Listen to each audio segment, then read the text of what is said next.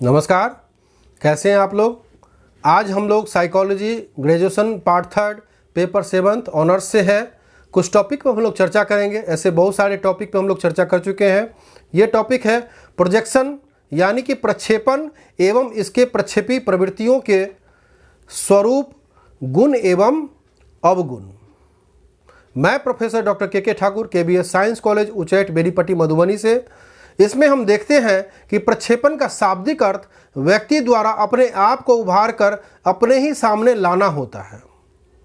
जिसमें कि प्रक्षेपण का शाब्दिक अर्थ व्यक्ति द्वारा अपने आप को उभार कर अपने ही सामने लाना होता है, लेकिन मनोविज्ञान में ऐसा नहीं होता है। इसमें प्रक्षेपण को इसके कुछ विभिन्न अर्थ में प्रयुक्त किया जाता है। क्या किया जाता है? विभिन्न अर्थ में प्रयुक्त किया जाता है। सर्वप्रथम मनोविश्लेषणवादी मनोवैज्ञानिक फ्राइड ने प्रक्षेपण शब्द का प्रयोग उस प्रक्रिया के रूप में किया जिसमें प्रत्येक व्यक्ति अपने अभावों, भावनाओं, इच्छाओं, विचारों, अस्थायी भावों, संवेग एवं आंतरिक संघर्षों को अन्य व्यक्तियों या बाह्य जगत के माध्यम से प्रस्तुत करता है। इस प्रकार मनोविज्ञान के क्षेत्र में प्रक्षेपण का अर्थ अपने भावों, अभिवृत्तियों एवं विचारों को किसी अन्य व्यक्ति या वस्तु के ऊपर व्यक्त करना। जैसे कि प्रक्षेपण के अर्थ को स्पष्ट करते हुए वारेन महोदय ने कहा है कि यह वह प्रवृत्ति है जिसमें व्यक्ति बाह्य जगत में अपनी दमित मानसी प्रक्रियाओं का प्रक्षेपण करता है। क्या करता है? बाह्य जगत में अपनी दमित मानसी प्रक्रियाओं को प्रक्षेपण करता है। इसके अतिरिक्त बहुत सारे मनोवैज्ञानिकों ने इसका अर्थ निम्नलिखित प्रकार से व्यक्त किया है, जो इस प्रकार से है।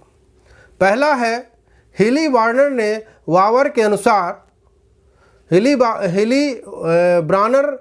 वावर के अनुसार प्रक्षेपण एक सुरक्षात्मक प्रक्रिया है जिसके द्वारा व्यक्ति का ईगो अपनी अचेतन इच्छाओं को बाह्य जगत में फेंकता है।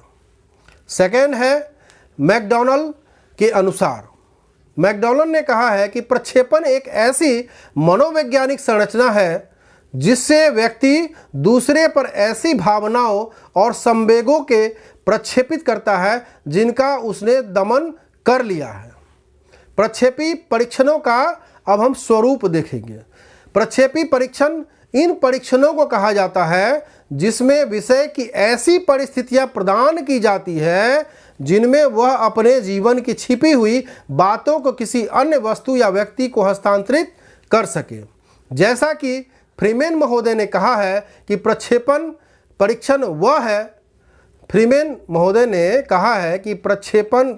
परीक्षण वह है जिसमें विषय के सम्मुख उद्दीपक स्थिति प्रस्तुत की जाती है तथा उसे ऐसा अवसर दिया जाता है जिससे वह अपने विषय को छिपी हुई बातों को उन परिस्थितियों के माध्यम से प्रकट कर सके। इस प्रकार यह स्पष्ट होता है कि प्रक्षेपी परीक्षण व्यक्ति के अचेतन पक्ष में संबंधित होते हैं अथवा प्रक्षेपी विधियां व्यक्ति की चेतन व्यक्तित्व की सूचना प्रदान करने के साथ ही साथ उसकी अचेतन मन की दबी हुई इच्छाओं, आकांक्षाओं एवं भावनाओं तथा व्यक्तित्व संरचना का भी मापन करती है। इन परीक्षणों के विषय में सैद्धांतिक आधार पर मनोविश्लेषणवादी मनोवैज्ञानिकों का यह मान्यता है कि विश्लेषण के संपूर्ण मन का 1/10 भाग अचेतन होता है। क्या होता है? 1/10 भाग अचेतन होता है, जिसमें व्यक्ति की वे अतृप्त इच्छाएं, संवेग, भावनाएं एवं अभिवृत्ति संग्रहित रहती है जो कि अचेतन अवस्था में परे होने के कारण बाह्य रूप से दृष्टिगोचर नहीं होते हैं और ना ही व्यक्ति इन्हें समझने में असमर्थ या समर्थ होते हैं। इसके साथ ही वे व्यक्तित्व को पूर्ण रूप से प्रभावित करते हैं। इसीलिए व्यक्तित्व का पूर्ण रूप में अध्ययन करने के लिए उनको समझना आवश्यक होता है। इनको समझे बिना व्यक्तित्व के केवल बाह्य पहलुओं का तो मापन नहीं किया जा सकता, किंतु व्यक्तित्व के आंतरिक पहलुओं का मापन केवल प्रक्षेपों पर विधियों के द्वारा ही किया जा सकता है। प्रक्षेपी परीक्षण में विषयों की कुछ तस्वीर भी दिखाई जाती है या धब्बे दिखाई जाते हैं, जिन्हें देखकर उन्हें उन्हीं के आधार पर एक कहानी लिखनी होती है। यहाँ धब्बों को देखकर उनकी व्याख्या करनी होती है, अधूरी दिए गए वाक्यों को पूरा करना होता है, मौखिक प्रश्नों के उत्तर देने होते हैं, अथवा अपनी इच्छा के अनुसार खिलौनों से खेलकर प्रयोज्य अपनी आंतरिक भावनाओं को व्यक्त करता है, यानी कि अभिव्यक्त करता है। इन परीक्षणों की सबसे बड़ी विशेषता यह है कि इसमें विषय को यह आभास नहीं होता है कि परीक्षा किस प्रकार उसके गुण का मापन कर रहा है, क्योंकि इसमें विषयों की परीक्षण की पूर्ण स्थिति का ज्ञान नहीं हो पाता है।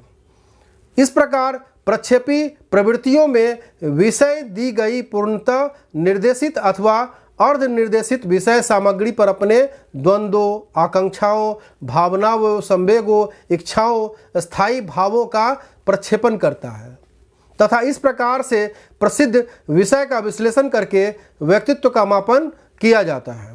प्रक्षेपी परीक्षण विधि के अब हम लोग गुण देखेंगे।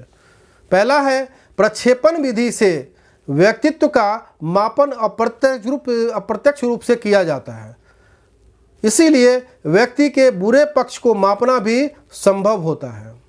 इस विधि द्वारा सामान्य व्यक्ति के साथ साथ असामान्य व्यक्ति का मापन भी संभव है।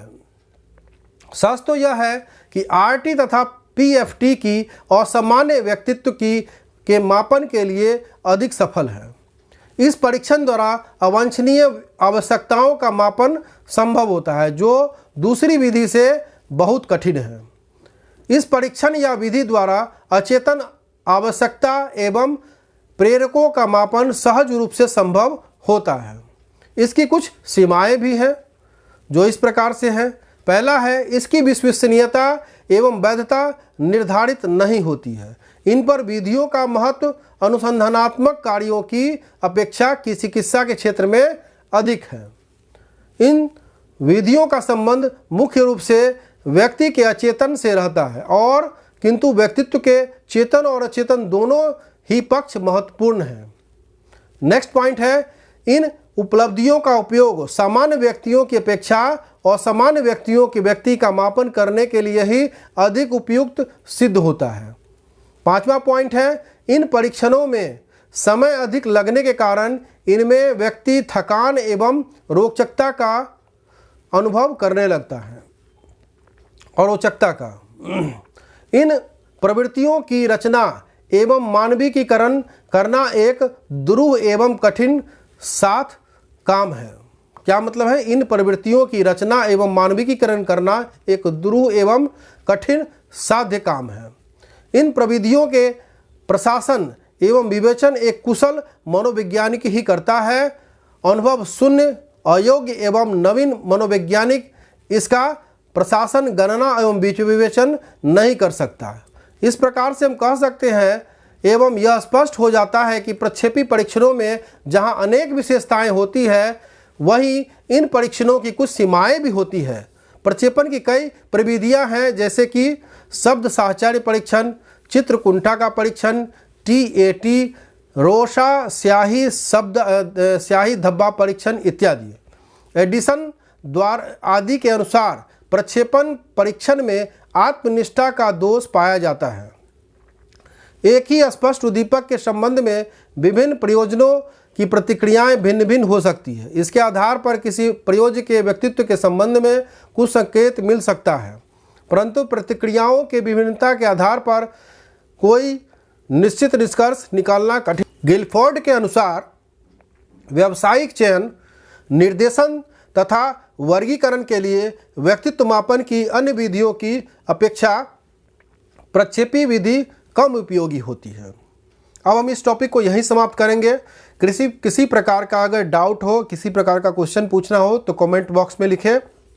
लाइक, शेयर और सब्सक्राइब ज़रूर करें, बेल आइकन को ऑन कर दें, क्योंकि जो भी वीडियो मैं नया डालूंगा आपके पास तुरंत पहुंच जाएगा।